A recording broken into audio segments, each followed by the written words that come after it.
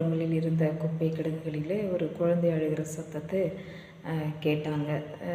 திடீரென்று போய் பார்க்கிற போது அங்கே ஒரு குழந்தை பிறந்து 2 மாதங்களே ஆன குழந்தையை தூக்கி வீசி விட்டு சென்றிருந்ததை அங்கிருந்தவர்கள் பார்த்து குழந்தைகள் காப்பகத்துக்கு கால் பண்ணி வர வைத்து அந்த குழந்தையை பத்திரமாய் மீட்டு அந்த காப்பகத்துக்கு அனுப்பி வைத்தார்கள். அந்த பெற்றோர்கள் அந்த குழந்தையை தேடி வரவும் இல்லை, ஒருவரும் அதை தேடவும் இல்லவே இல்லை. இப்படிப்பட்ட இரக்கமற்ற உலகத்தில் நாம் வாழ்ந்து கொண்டிருக்கிறோம்.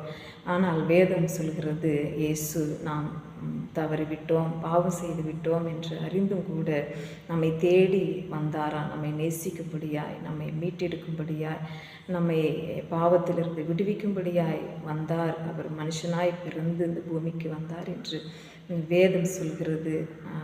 ஏன் என்று சொன்னால் நம்மை அவர் அப்படியே விட்டு விடுகிற தேவன் இல்லவே இல்லை. வேதத்தில் யோசுவாவின் புத்தகம் 1ஆம் அதிகாரம் 5ஆம் வசனம் சொல்கிறது, ஆண்டவர் யோசுவாவை பார்த்து சொல்கிறார், நான் உன்னை விட்டு விலகுவதும் இல்லை, உன்னை கைவிடுவதும் இல்லை என்று சொல்லி. இந்த உலகத்தின் பெற்றோர் குழந்தைகள் என்றும் பாராதபடி கைவிட்டு விடலாம். நம்மை உண்டாக்கின தாயின் கருவிலேயே நம்மை தெரிந்து கொண்ட தெய்வம் நம்மை கைவிடுகிறதே இல்லை.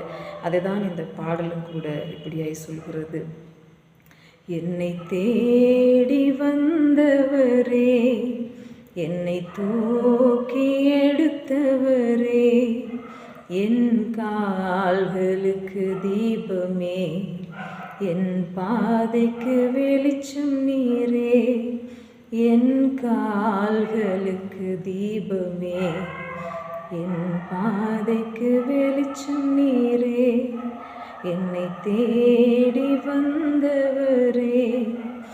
வருஷங்கள் மாறி வருஷங்கள் வந்தும் அன்பு அது மாறவில்லை.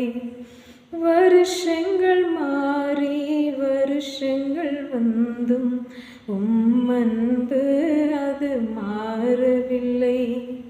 அன்று எனது கரத்தை பிடித்தீர், இன்றும் என் கையை விடவில்லை.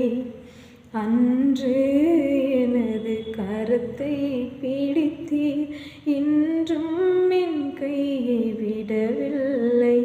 என்னை தேடி வந்தவரே. இயேசு நம்மை தேடி வந்தார். அவர் கைவிடவே மாட்டார்.